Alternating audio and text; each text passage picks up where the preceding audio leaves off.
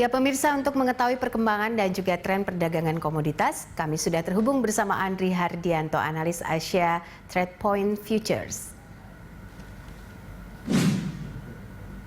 Ya, Mas Andri, bagaimana perbandingan transaksi emas hari ini dibandingkan kemarin? Ya, selamat sore Mbak Popi dan pemirsa Berita Satu.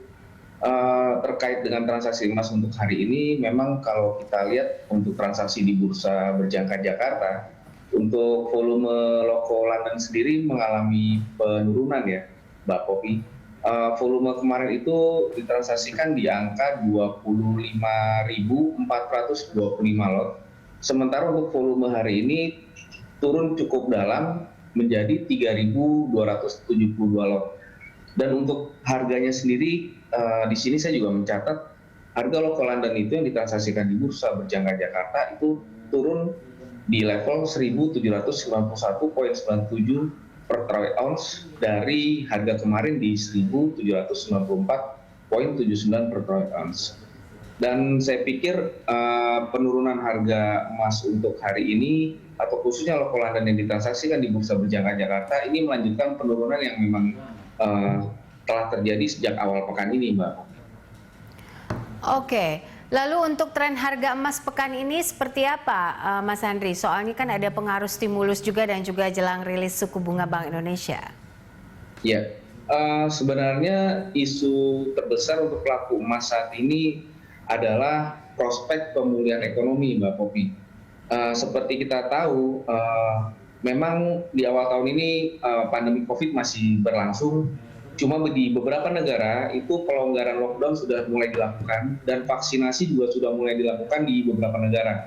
Jadi pelaku pasar ini sekarang fokus terhadap yang prospek untuk pemulihan ekonomi. Dan tadi Mbak Popi juga katakan bahwa imbal hasil dari obligasi Amerika ini mengalami kenaikan dan ini merupakan sinyal bahwa akan naiknya pamor aset berisiko. Karena seperti kita tahu dengan naiknya imbal hasil obligasi Amerika ini artinya permintaan terhadap obligasi ini menurun, Mbak.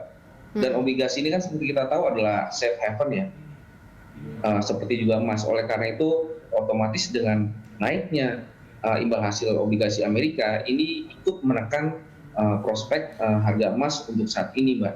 Dan kondisi tersebut memang terkait dengan pemulihan ekonomi yang saat ini menjadi fokus pelaku pasar, khususnya pelaku pasar emas, Mbak Popi.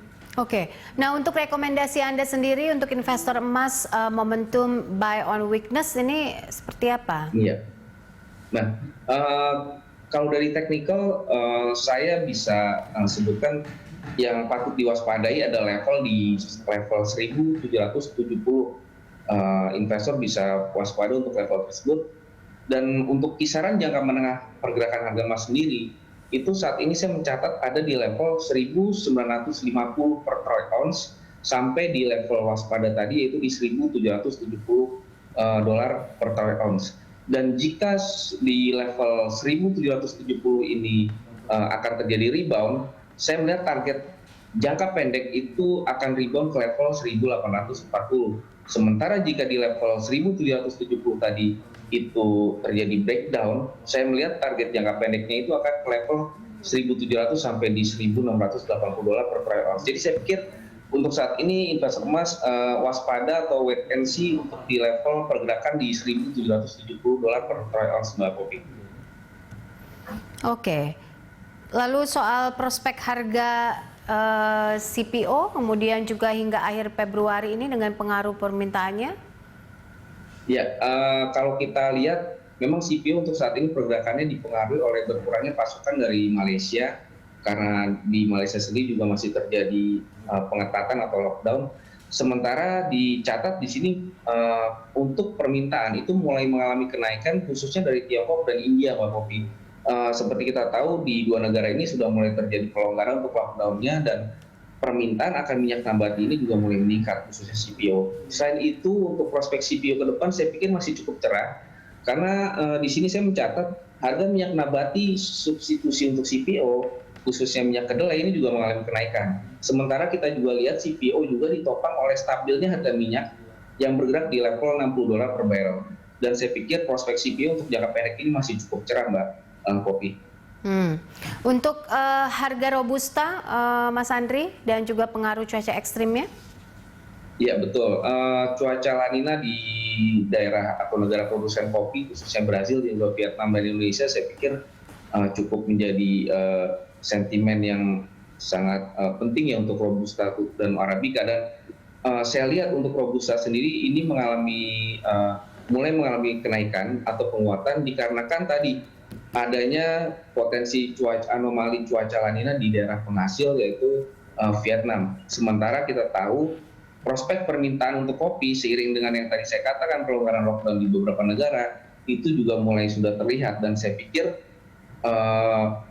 jangka pendek ini untuk robusta juga prospeknya masih cukup cerah seperti komoditas CPO yang tadi saya sebutkan sebelum robusta ini, Mbak Popi.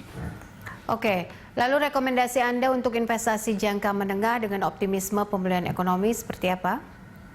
Iya, terkait pemulihan ekonomi, saya pikir memang pelaku pasar atau investor, saya pikir bisa melirik untuk aset-aset yang sifatnya lebih berisiko ya Mbak Popi ya. Saya pikir komoditas khususnya CPO untuk jangka pendek memiliki prospek yang cukup cerah, dan saya pikir dengan adanya pemulihan ekonomi ini permintaan CPO juga akan meningkat. Sementara untuk emas saya pikir saya lebih menyarankan pelaku pasar atau investor untuk lebih wait and see sambil menunggu level tadi saya katakan di 1770, dan sambil menunggu juga ke depan apakah stimulus di Amerika ini bisa berjalan dan dapat berdampak terhadap pemulihan ekonomi di Amerika dan khususnya di kawasan benua Amerika, Mbak Popi.